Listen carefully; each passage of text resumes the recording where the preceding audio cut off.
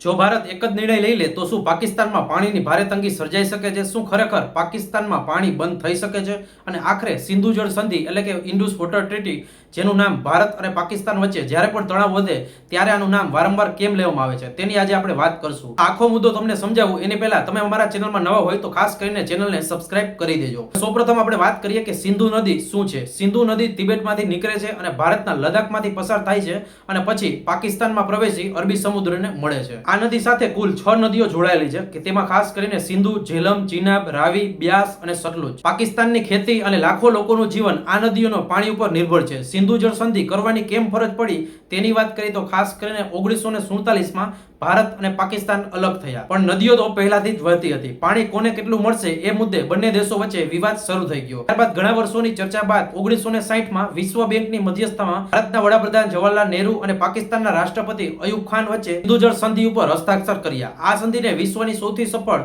પાણી વહેંચણી માટેની સંધિ માનવામાં આવે છે. હવે કોને કઈ નદીનું પાણી મળશે તેની વાત કરીએ તો સંધિ મુજબ 6 નદીઓના 2 ભાગ વહેંચવામાં આવ્યા. ભારતને મળ્યા પૂર્વ નદીઓ એટલે કે રાવી, બ્યાસ અને સતલુજ. 3 નદીઓનો પાણીનો ઉપયોગ ભારત લગભગ સંપૂર્ણ રીતે કરી શકે છે અને પાકિસ્તાનને મળી પશ્ચિમ નદીઓ સિંધુ, ઝેલમ અને ચિનાબ. આ નદીઓનો મોટા ભાગનો પ્રવાહ પાકિસ્તાન માટે રાખવામાં આવ્યો. ભારતને આ નદીઓ પર પીવાનું પાણી, સિંચાઈ, રન ઓફ ધ રિવર પ્રકારનો હાઇડ્રો પાવર પ્લાન્ટ પ્રોજેક્ટ બનાવી શકે છે, પણ ખાસ કરીને પાણીનો પ્રવાહ મન ફાવે તેમ રોકી શકતું નથી. હવે આવી મુખ્ય મુદ્દા ઉપર શું ભારત પાકિસ્તાનનું પાણી બંધ કરી શકે છે? આ સૌથી મોટો પ્રશ્ન છે. સંપૂર્ણ રીતે નહીં. સંધિ અમલમાં હોય ત્યાં સુધી ખાસ કરીને ભારત કાયદેસર રીતે પાકિસ્તાન તરફ જતું પાણી સંપૂર્ણ રીતે બંધ કરી શકતું નથી, પણ ભારત પોતાના હિસ્સાની નદીઓનું પાણી સંપૂર્ણ રીતે ઉપયોગમાં લઈ શકે છે. ડેમ, કેનાલ અને પાણીના સંગ્રહની વધુ સુવિધા ઊભી કરી શકે છે અને પશ્ચિમ નદીઓ પર ખાસ કરીને સંધિની મર્યાદામાં રહીને હાઇડ્રો પાવર પ્રોજેક્ટ બનાવી શકે છે. એટલે આજે ભારત એક બટન દબાવ્યું અને કાલથી પાકિસ્તાનનું પાણી બંધ એવું શક્ય નથી. આ મુદ્દો ચર્ચામાં કેમ આવ્યો તેની વાત કરીએ તો ખાસ કરીને જ્યારે પણ આતંકવાદી હુમલો થાય અથવા તો ભારત પાકિસ્તાન વચ્ચે તણાવ વધે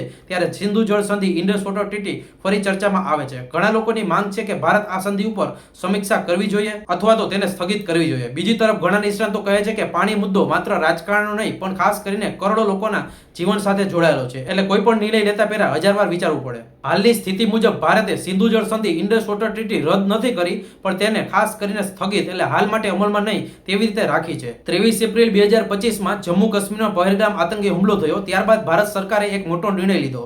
સરકારે જાહેર કરી કે સિંધુ જળ સંધિ એટલે કે ઇન્ડસ વોટર ટ્રીટી હાલ માટે સ્થગિત રાખવામાં આવે છે. ભારતનું કહેવું છે કે જ્યાં સુધી પાકિસ્તાન વિશ્વસનીય રીતે સરહદ પારના આતંકવાદને સમર્થન આપવાનું સંપૂર્ણ રીતે બંધ નહીં કરે ત્યાં સુધી આ સંધિ ફરીથી અમલમાં નહીં આવે. અને 2026માં પણ ભારતે સ્પષ્ટ તેની નીતિ જાહેર કરી હતી. ભારતના વિદેશ મંત્રાલયના પ્રવક્તા રણધીર જયસ્વાલે જુલાઈ 2026માં ફરી સ્પષ્ટ કહ્યું હતું કે ભારતનું વલણ બદલાયું નથી. સિંધુ જળ સંધિ હાલ માટે સ્થગિત જ છે. પાકિસ્તાન સરહદ પારના આતંકવાદને વિશ્વસનીય રીતે બંધ નહીં કરે ત્યાં સુધી આ સંધિ સ્થગિત જ રહેશે. સિંધુ જળ સંધિ માત્ર પાણીનો પ્રવાહ નથી. ભારત, પાકિસ્તાન ખેતી, વીજળી અને સમગ્ર દક્ષિણ એશિયા માટે સ્થિરતા સાથે જોડાયેલું એક મહત્વપૂર્ણ કરાર હતો. આ મુદ્દે સોશિયલ મીડિયામાં ઘણા બધા અફવાઓ ફેલાતી હોય છે, પણ હકીકત જાણવી ખૂબ જ જરૂરી છે. મને લાગે કે આ માહિતી ઉપયોગી લાગી હોય તો આ વિડીયોને લાઈક કરી ચેનલને સબસ્ક્રાઇબ કરી દેજો, જેથી તમે બીજા વિડીયો પણ જોઈ શકો. અને કોમેન્ટમાં ખાસ જણાવજો કે આ વિડીયો તમને કેવો લાગ્યો અને તમારા વિચારો શું છે.